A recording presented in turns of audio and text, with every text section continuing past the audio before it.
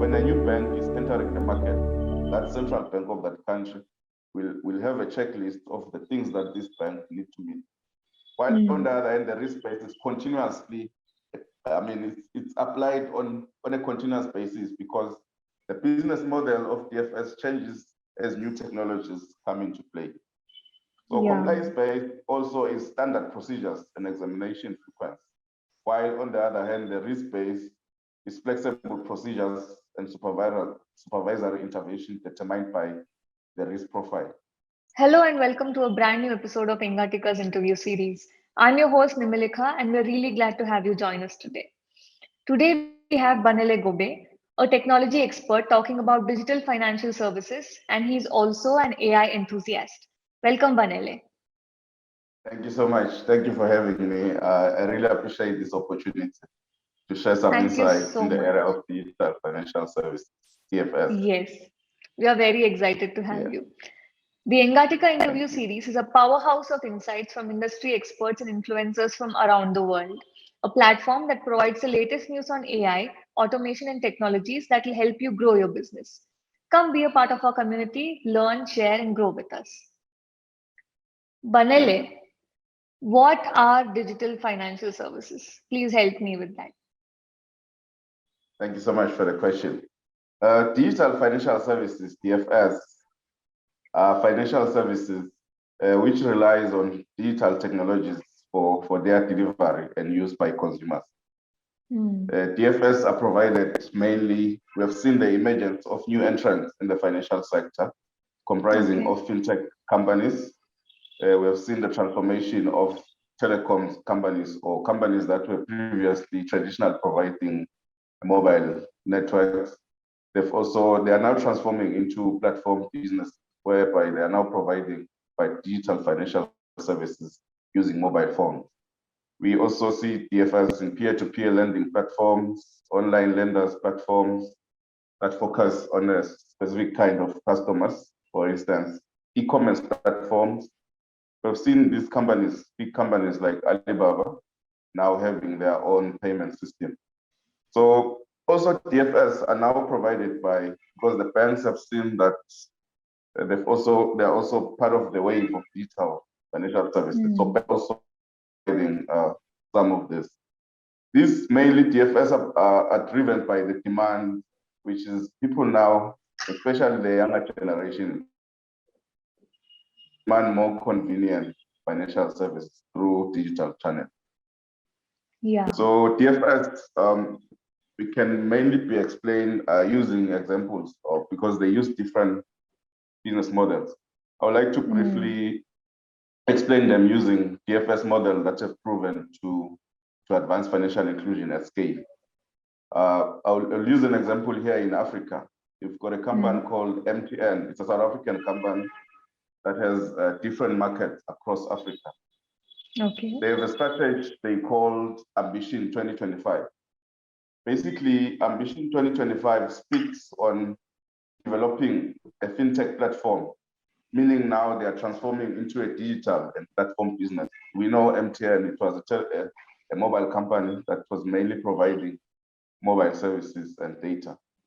So now they are creating a market platform that supports cashless and digital economies through affordable, inclusive, understandable, and comprehensive financial services. So they are playing a key role in the evolution of mobile financial services to mobile financial platforms by offering in-store payment, prepaid services, mobile e-wallets, and also micro insurance. So just to give you an overview of how big the mobile money platform is here in Africa, we're talking about in 2021, we're talking about 58.8 million users in 17 different markets with 974,000 active Momo agents, 785,000 active merchants, 10 billion transactions in 2021 with a transaction value of 239.4 billion. You can see how huge the transformation has been from a mobile company and now moving into a digital financial service platform. That's Another fantastic. example I can give to support the explanation of DFS. A model that you can also look at is e-commerce platform, the one I've talked about. For example, Alibaba e-commerce portal in China provided demand for its own payment service, Alipay, which serves around 1.2 billion users. And also, we can also talk about, to support the example, the definition of DFS, you cannot conclude without talking about APIs, which we call the Open Application Programming Interface. API allows different systems to exchange consumer data and instructions. And APIs can be particularly powerful for the poor when they are underpinned by a digital ID system. And they facilitate interaction between government, business, and citizens. For example, in India, in your country, I'm not sure whether I'm going to spell it, it's called the Aadhaar Biometric Identification System, which covers over 1 billion people. It provides the foundation for an integrated set of APIs, which amongst others manage user consent and share data. So for me, that's I was unpacking the definition of DFS and also the examples, and just give you an overview of what is actually happening in Africa, with specific reference to the case of MTN. Beautiful, beautiful. So is DFS a category of fintech? Yes, DFS is a category of fintech, because fintech basically it's a broader part of because just an example of fintech, a definition, a brief definition. Fintech refers to digital technologies that have the potential to transform the provision of financial services, spurring the development of new business models, application processes. So yes, DFS is a category of fintech. Okay. And other examples of fintech that we can talk about, technologies that are part of fintech, we're talking about web, mobile, cloud services, machine learning, digital ID, and application program interface, API. Yes. So now that you started telling me about fintech, can you go a little deeper and tell me what are the other categories of fintech that are helping people now?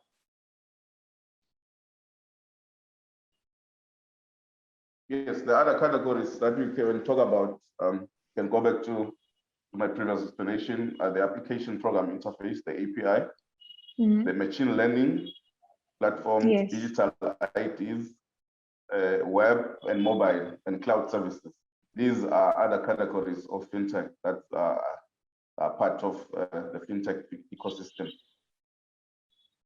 Okay. Can you tell me more about the benefits that people are getting out of DFS? Apart from easy transactions, what else are they getting? Okay, thank you so much. It's a very good question. It's actually digital financial services are playing a very key role in financial inclusion.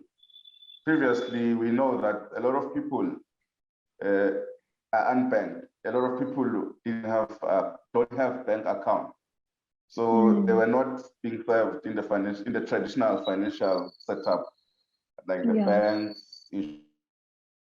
Digital financial services have come in and enable even the underserved population to have access to financial services, such as micro lending, such as insurance. So DFS are actually contributing in the longer term. They are contributing into the elevation of poverty, because I'll put an example. I stay in the city here in Eswatini where I work, but I've got my father who's a farmer who stays in the rural areas. So if my father needs farm input, so I need to send money to my father using mobile money. My father now is able to access funds over his phone, so he can be able to transact and continue this farming activities. Even when he does his business, he can also receive money and also pay, and also his customers can pay him via mobile money. So you can see even the transaction costs, they are no longer the same compared to banks. So it leads to lower transaction costs. And we have seen digital financial services in the recent COVID pandemic, where they kept the financial system functioning, and they kept people safe during the time of social distancing, because people were able to transact using their smartphones, paying their bills, sitting at home. We have seen also the role of fintech, digital financial services in government. I was lucky in this country. I was part of a project team that was dispersing social grant to all people in the country and those who are disabled. During the time of COVID, this project has to be transformed into a digital platform, mobile money. So we're no longer using the traditional way of dispensing. So now we had to move and use the mobile money to dispense those social grants. So another example, another benefit of DFS, they can also facilitate cross-border payments or remittances. Like I've mentioned, that over the long term, it will contribute to economic development and ending of poverty. They also they're characterized by low marginal cost per account or transaction, and it can bring efficiencies of scale and reduce costs. Also, DFS also enhance transparency, since every transaction has a data trail, and this furthers the ability of financial services to formally develop a credit scoring mechanism for informal markets and participants. So the benefits are very huge, and that's why we are seeing more companies coming into the space of digital financial services. Yeah. So these digital financial services, do they charge the users? Should the users pay extra to the service? Yes. But the costs are very low. For example, I would place the example of mobile money, which is the famous platform that is currently being used, widely used here in Southern Africa and also part of Africa. The costs are very minimum to the receiver and also to me who's depositing the money. So they are at minimum level. We are able to transact compared to a traditional banking. Also, we can place an example of just a micro loan, because also mobile money offers a platform where you can borrow money at just the minimum amount of interest. You can see that compared to your traditional micro loan lending that are out there in the market, the costs are very minimal. Okay. And what is the difference between digital financial services and digital banking? Oh, thank you so much. Thanks for the question. Well, I will start just by briefly defining what is digital banking. In simple terms, digital banking is the digitization of all traditional banking activities, where banking services can be availed online without to be physical present to the bank. So digital banking is a move from physical to online, providing high level of automation and web-based services via a web interface or mobile application. It is the ability to access your financial data using mobile and ATM. So when you speak about fintech, the abbreviation for financial technology, it is an economic industry that are revolution that comprises of companies, small companies and big companies, that is revolutionizing their financial service through the use of innovative new technology. So fintech is a broader category that refers to the innovative ways or use of technology products, business model in the delivery process of financial services. While on the other hand, digital banking is a step from the traditional banking system to digital channels, such as online, social and mobile banking. It is digitalization of banking products and services. So digital banking, we can simply say it's a subset of fintech. It's part of the fintech revolution. On the other hand, fintech is a broader space, a bigger space. It comprises of it's an industry basic comprising of different players, including the incumbent banks that are now providing digital banking. Yeah, that was very well explained. Thank you so much. And before we end our conversation, do you have any sound bites to share with our audience? Yes, of course. We cannot conclude a conversation about DFS without talking about the landscape, DFS landscape in Eswatini. Just to give you an overview of the mobile market in Eswatini. In terms of the report from an annual report from our local authorities, a communication commission, which oversees the operation of mobile operators. In 2021 and 2022 financial year, mobile cellular subscription increased by 19%. So it can show you that the reason why I want to give you just this picture. DFS uses mobile phones, most of them. They use mobile phones. So the increase in mobile subscription, that tells you that the environment or the operational environment for DFS is really increasing in Eswatini. Because if you also look at the mobile cellular penetration, it also increased by 112%. It's actually increased from 112 to 131% in 2021 and 2020. And also the mobile broadband connectivity also increased by 25%, because we know that DFS, digital financial services, they make the use of internet, they make the use of data for people to access some of the services. So this increase in connectivity was also as a result of mobile network infrastructure undertaken by expansion. MTN Eswatini is expanding its infrastructure across the country so that more people can access mobile money services. Also, you cannot talk about DFS without speaking about the regulatory environment, because DFS, they have to be regulated just like traditional banks being regulated. So the traditional roles of regulators and supervisors are being challenged and rethought as we speak. Regulators need to develop the ability of being enablers of innovation. So they have to move now from just being compliance-based into risk-based. They have to develop a risk-based approach that not only look at one-size-fits-all approach, they must look at case-by-case different business model as they come.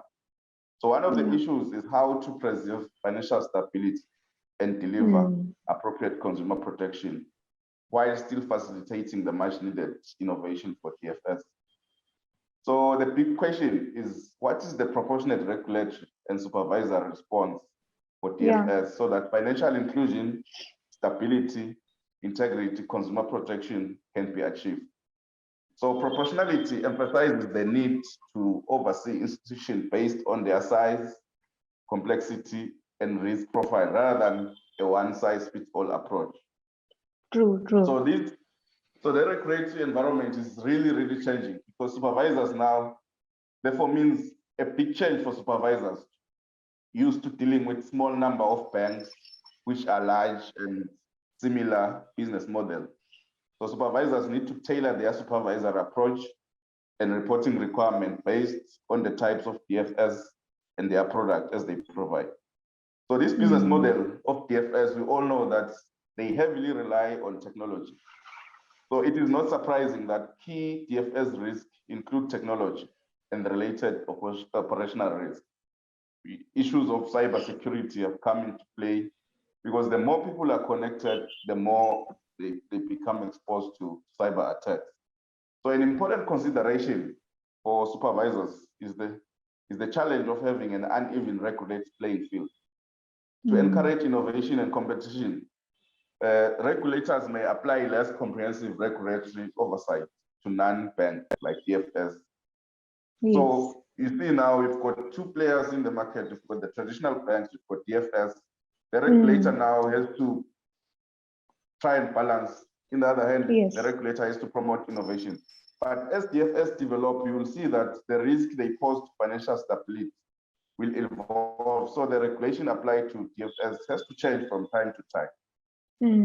So before I end on my additional, I think also we need to look at the different approaches that were used. Previously, regulators were using a compliance-based, so moving into a risk-based approach. So just the difference between the two approaches. When you talk about compliance-based, it's mainly audit-oriented, which just looked on the transaction testing, while the risk-based, it's process-oriented, assessing DFS management framework.